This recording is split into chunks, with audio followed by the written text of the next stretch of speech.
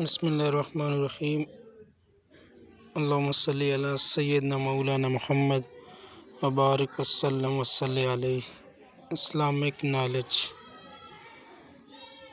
نبیوں کی سرزمین کس ملک کو کہا جاتا ہے؟ جواب: فلسطین۔ رسول اکرم صلی اللہ علیہ وآلہ وسلم کی ازواج مطہرات کو مومنوں کی مائیں کس سورت میں قرار دیا گیا؟ سورۃ احزاب۔ وضو، غسل اور تیمم کے فرائض کس سورت میں بیان کیے گئے؟ سورہ مائدہ۔ حج کے موقع پر شیطان کو کنکریاں مارنے کو کیا کہا جاتا ہے؟ رمی جمرات۔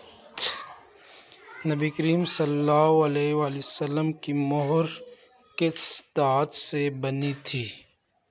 چاندی۔ نبی کریم صلی اللہ علیہ وآلہ وسلم نے خطبہ جمعہ پہلی بار کب دیا؟ 1 ہجری۔ ہجرت مدینہ کے وقت کون سا اسلامی مہینہ تھا؟ ربیع الاول۔ کعبہ میں موجود سب سے بڑے بت کا نام کیا تھا؟ ہبل۔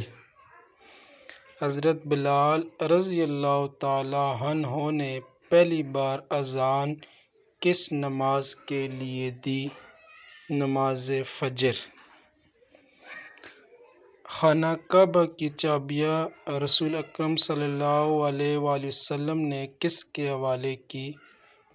حضرت عثمان بن طلحہ رضی اللہ تعالیٰ عنہ۔ اسلامی تاریخ میں پہلی بار مردم شماری کس کے دور میں ہوئی؟ حضرت عمر رضی اللہ تعالیٰ عنہ کے دور میں۔ جمعہ میں دوسری اذان کا اضافہ کس کے دور میں ہوا؟ حضرت عثمان رضی اللہ تعالیٰ عنہ۔ یورپ کے کس شہر کا نام قرآن کریم میں آیا ہے؟ روم، اٹلی۔ قرآن پاک کا موضوع کیا ہے؟ انسان۔ عام الفیل سے کیا مراد ہے؟ جواب: ہاتھیوں والا سال۔ اس سال یمن کے حاکم ابرہہ نے خانہ کعبہ کو نعوذ باللہ تباہ کرنے کا ارادہ کیا اور اللہ تعالیٰ نے ابابیلوں کے ذریعے اس کی فوج کو تباہ کر دیا۔ اس کی فوج میں ہاتھیوں کی کثیر تعداد تھی، اس لیے اس فوج کو ہاتھیوں والی فوج اور اس سال کو عام الفیل کہا جاتا ہے۔ نبی کریم صلی اللہ علیہ وآلہ وسلم کی پیدائش اسی سال ہوئی تھی۔ کتنی سورتوں کے نام انبیاء اکرام کے ناموں پر ہے؟ 6 سورتوں کے۔ سوال نمبر 18۔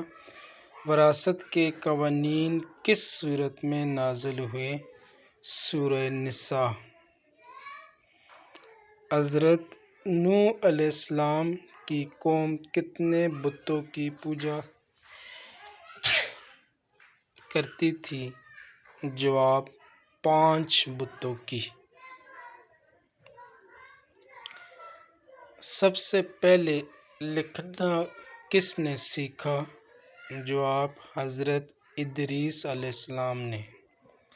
اللہم صلی علی سیدنا مولانا محمد وبارک وسلم وصلی علیہ۔